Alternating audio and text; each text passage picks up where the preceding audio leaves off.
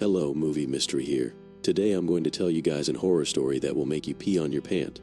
Warning, if you know you are still a baby, you better run to mommy and don't watch, or you can invite your friends over and don't watch at night. It might be your next creepy neighbor always watching in the dark. The cold wind howled through the small town of Crescent Valley, a remote village nestled deep in the woods. The leaves rustled like whispers of the dead as shadows moved in the corners of the night. The town had always been quiet, but lately, something sinister lingered in the air. A creeping sense of unease, as if the very spirit of fear itself had come to life. The local legends spoke of a curse, a spirit that fed on the terror of its victims. Some called it the spirit of fear.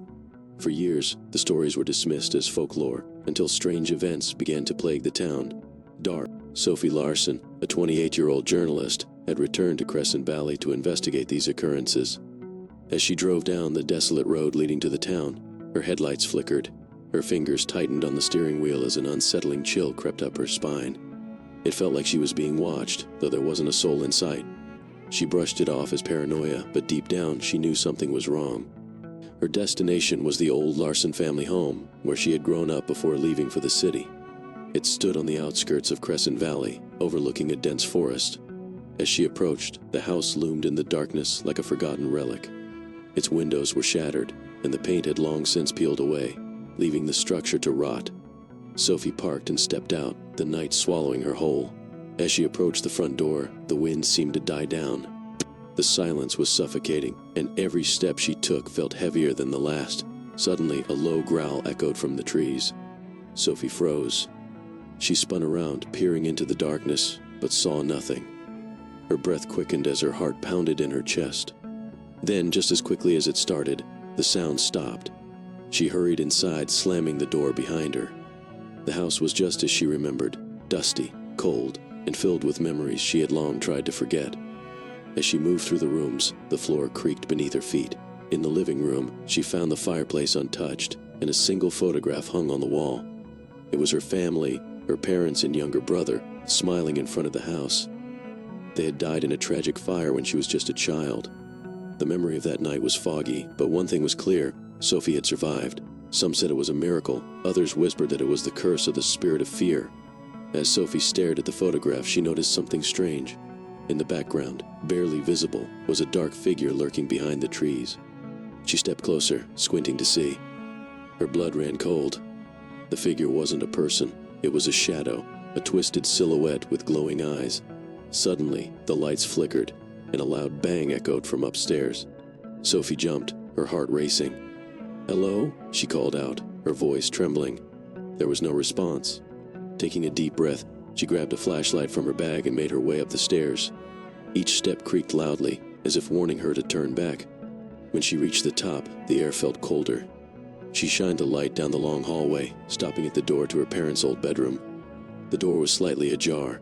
With a trembling hand, she pushed it open. Inside, the room was empty except for an old wardrobe and a dusty bed.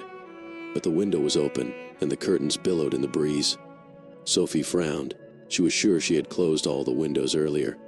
As she approached the window to shut it, she heard it, a whisper, faint and eerie, like a voice carried on the wind. "Sophie." She froze, every muscle in her body tensing. "Who's there?" she whispered, her voice barely audible.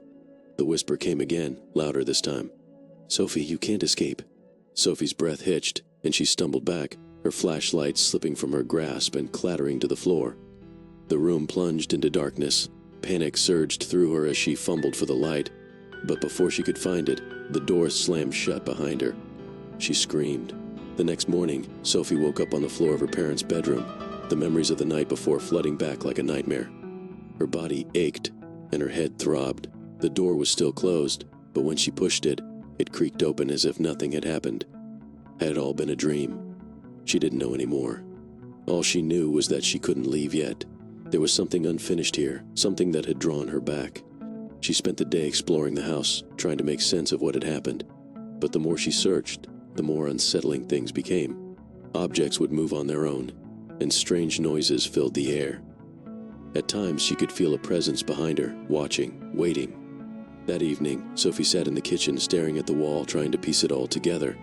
That's when she heard it, a soft knock on the front door. Okay guys, if you watch it to this far, please hit the subscribe button. and also help us share this video and make the channel grow. She froze, the hair on the back of her neck standing up. Slowly, she walked to the door and peered through the peephole. A tall figure stood on the porch, its face obscured by shadows. Sophie's heart raced, but she couldn't move. Then, without warning, the figure slammed its hand against the door, sending a jolt of terror through her. She stumbled back, her pulse pounding in her ears. The knocking continued, louder and more violent with each second. "Go away," Sophie screamed, backing away toward the stairs. But the knocking didn't stop. It grew more insistent, more desperate. The door rattled as if the figure was trying to break it down. Panicked, Sophie ran upstairs to the bedroom, slamming the door shut behind her. She pressed her back against it, breathing heavily. The house was alive now. The walls groaned and the floor trembled beneath her feet. She could hear the figure pounding on the front door below. But there was something worse, something in the room with her. A cold breath on the back of her neck. Slowly she turned around, and there it was, the shadow from the photograph standing in the corner, watching her with glowing eyes. The spirit of fear had found her. Days passed in a blur of terror. Sophie couldn't sleep, she couldn't think. Every time she closed her eyes, the spirit was there, feeding on her fear, growing stronger with every passing moment.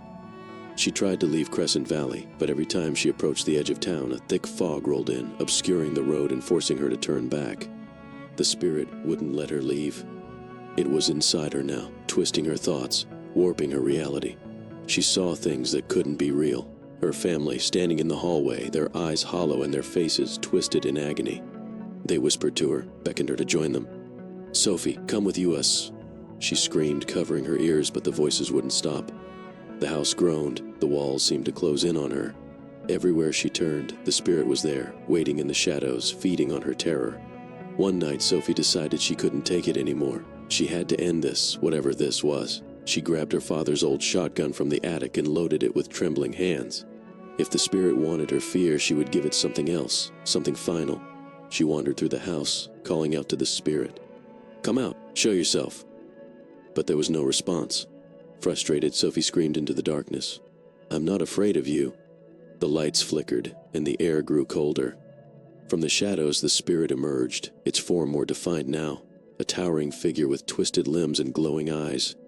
It moved toward her, slowly, deliberately, feeding on the fear it knew she couldn't hide. Sophie raised the gun, her hands shaking, her breath coming in ragged gasps. "Stay back," she cried, her finger hovering over the trigger. The spirit laughed, a low, guttural sound that reverberated through the room. "You can't kill me," it hissed. "I am fear." With a scream of rage, Sophie pulled the trigger. The blast echoed through the house, but when the smoke cleared, the spirit was gone. For a moment there was silence, peace, but then the whispers returned, louder, more insistent. "Sophie, Sophie." She dropped the gun, falling to her knees as the weight of her fear consumed her.